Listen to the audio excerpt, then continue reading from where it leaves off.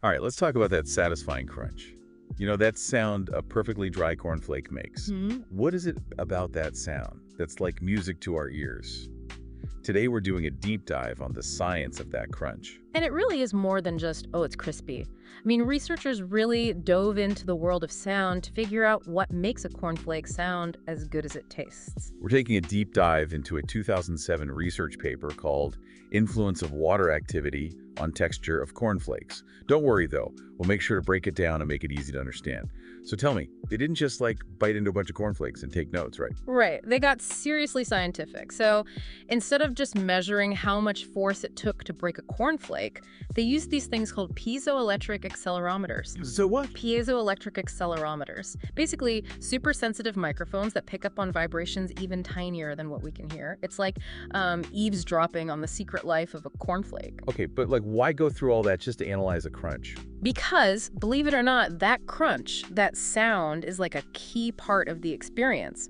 What they found is that the crunch is directly related to how much moisture is in the cornflake. It messes with the structure. So are we talking soggy cereal here? Because everyone knows a soggy cornflake is just sad. Exactly, but it's more than just how much water is in the cornflake, it's what's called water activity. Okay, now you have to explain water activity. Think of it this way. Imagine a cornflake is like a big party, right? Water activity is like the vibe. How much space everyone has to mingle and get crunchy.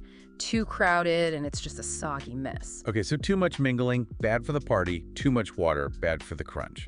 So what's the sweet spot? So they found this magic threshold for crunchiness. Below a water activity of 0.3, the cornflakes stay crunchy. But just a little above that and say goodbye to crispy flakes. Because the water is messing with the structure. Right.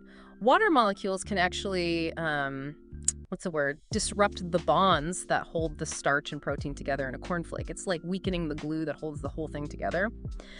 Below that 0.3 water activity, though, the cornflake is rigid, brittle, ready to shatter into 1,000 crunchy pieces. So a dry cornflake is like a well-structured party. Everyone's in their place, ready to make some noise. But if things get too wild, the structure falls apart. Exactly.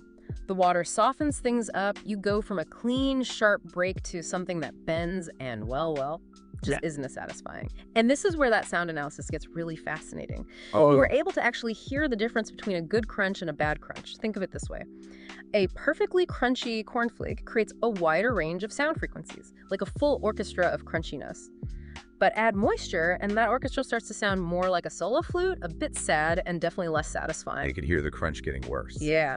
As the water activity went up, the sound got quieter and less complex. Fewer instruments in the crunch orchestra. Wow.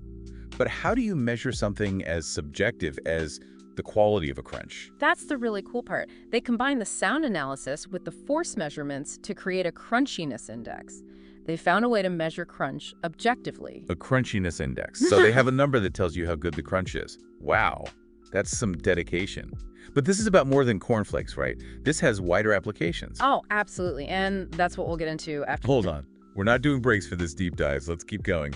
What else can we learn from crunchy cornflakes? Well, for starters, this research, it's not just for breakfast anymore. This has applications for all kinds of foods and even beyond. Okay, so we've crunched the numbers on crunchiness. Yeah. Pun intended.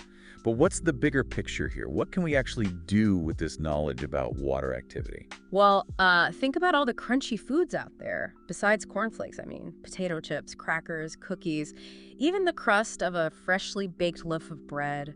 It all comes down to that balance of moisture and structure. So knowing how to measure and control that is a pretty big deal for the food industry. Absolutely. This research gives food scientists, like, a powerful tool, for developing and manufacturing foods with that ideal crunch. And it's not just about, like, creating the perfect snack food. Understanding how water activity affects texture. It's also critical for food storage and preservation. Nobody wants a stale potato chip or, God forbid, a soggy cracker. Which reminds me, I really need a better cookie jar. Mine goes soft way too fast. But we were talking about the sound earlier. This research went beyond just measuring the sound of a crunch, though, right? Oh, yeah. And this is where things get really interesting. Researchers are exploring this fascinating concept called sonic seasoning. Sonic seasoning. Okay, now that sounds like something out of a sci-fi movie. Wait. Wait, are you telling me we can season our food with sound now? Well, not exactly seasoning, not in the traditional sense, but studies have shown that the sounds we hear while we eat can actually change how we perceive flavors. Hold on, so you're saying sound can actually make something taste sweeter or saltier? You got it. It's still a relatively new area of research, but the results are fascinating. For example, some studies have shown that high-pitched sounds can actually make things taste sweeter, while low-pitched sounds can bring out bitter flavors. So theoretically, I could be eating a plain cracker, but if you play the right high note, it would taste like a sugar cookie.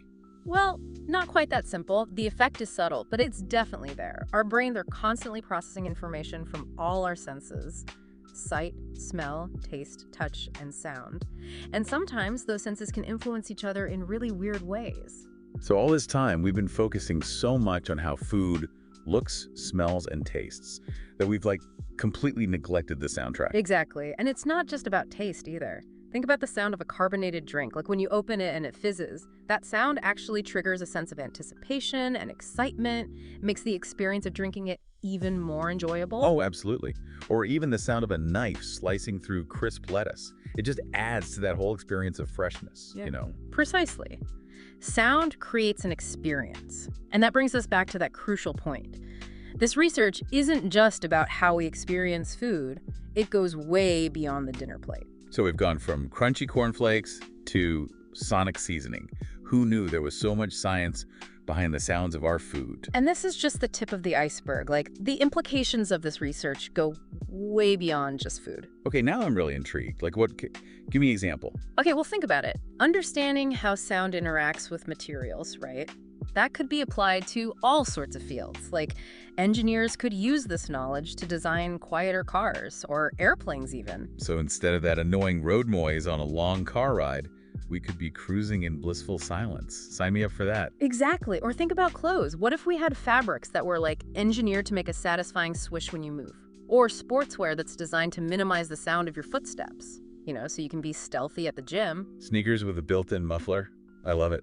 And it doesn't stop there. This research could even be used to design furniture. Think about a chair that makes a subtle, reassuring sound when you sit down in it, almost like it's welcoming you. I never even thought about furniture having, good acoustics.